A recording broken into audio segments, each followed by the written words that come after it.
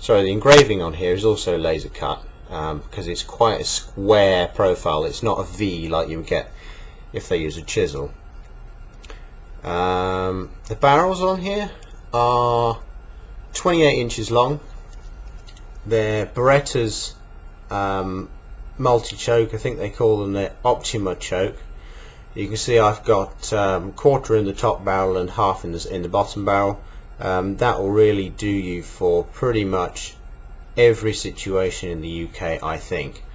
And there's always got the classic nickel bead on there. I don't much like the fluorescent, so your True Glow type or Easy Sight, whatever they're called, the fluorescent ones, you know, the little plastic tubes. They just kind of look a bit out of place on a game gun. It's got a 6mm game rib on there. The barrels are non-ventilated, you know, in the midst of the mid-rib there, which is nice. I don't much like the ventilations you get. It's 3-inch chambers, so I can shoot anything from 2.5-inch loads, which I buy for this gun and my side-by-side for shooting game, pigeons, pheasants, whatever. Or you can go all the way up to 3-inch for shooting geese, which I've got some of them as well. As far as disassembly goes on this thing, it's a little bit trickier to get apart and put together than my side-by-side, purely because you've got to fit the barrels in between the receiver walls here, which is a little bit challenging sometimes. I suspect this is probably just because it's new. Oh, missed out the trigger. The trigger on here, as you can see, it's gold plated. I know a lot of people don't like that, but I think it looks alright.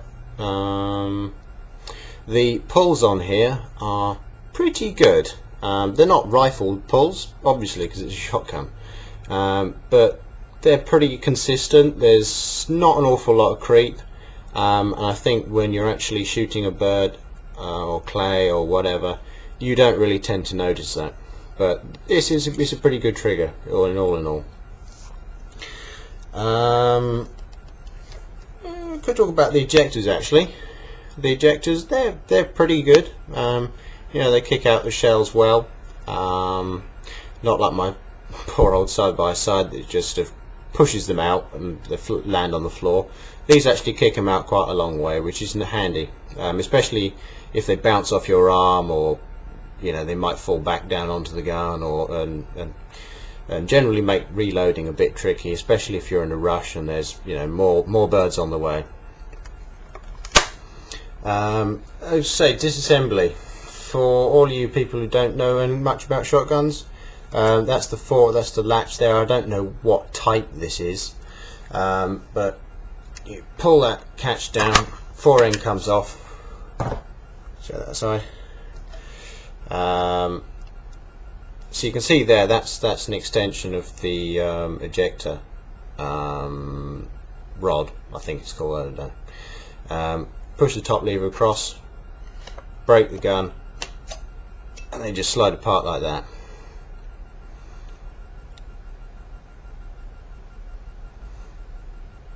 So you can see there, that little cup, that's what the barrel pivots over, and that little stub is what compresses the springs for the ejectors. You see, that's pretty stiff in there. And those little stubs on the barrels go into that slot there, and that's what the barrels pivot round, that stub there. And going back together, it's exactly the same, but the other way around, if you get my meaning. They just there, like that. See what I mean? It's a little bit tricky. Close the gun, get the fore end, and just click it on.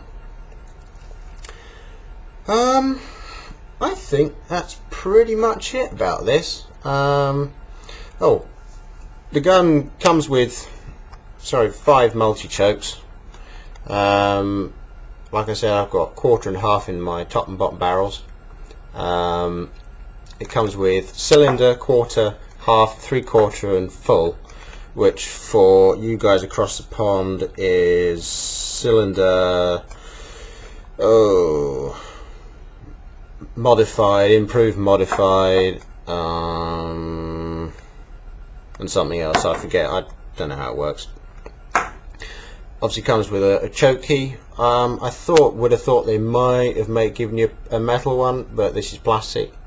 It does have a metal insert there to fit in the teeth of the chokes. I'm sorry about this webcam today. It's really not. It's really not focusing that quick.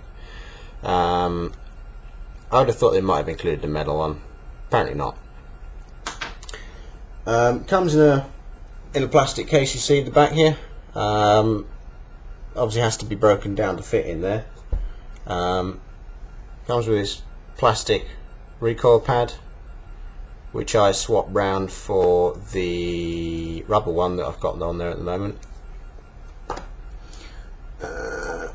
Also comes with a little bottle of oil, which I would have thought anyone who's got guns, buying a new gun, would have in the first place. And you can't just survive on a little tiny bottle of oil. You know, you need your solvents and whatnot.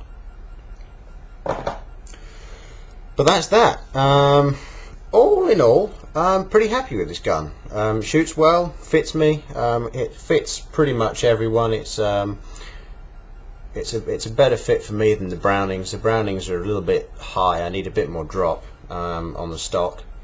But this fits, I think, pretty much everyone. They're good solid guns, pretty much will last a lifetime. And if you got any questions or comments, just post the comment on below. Cheers.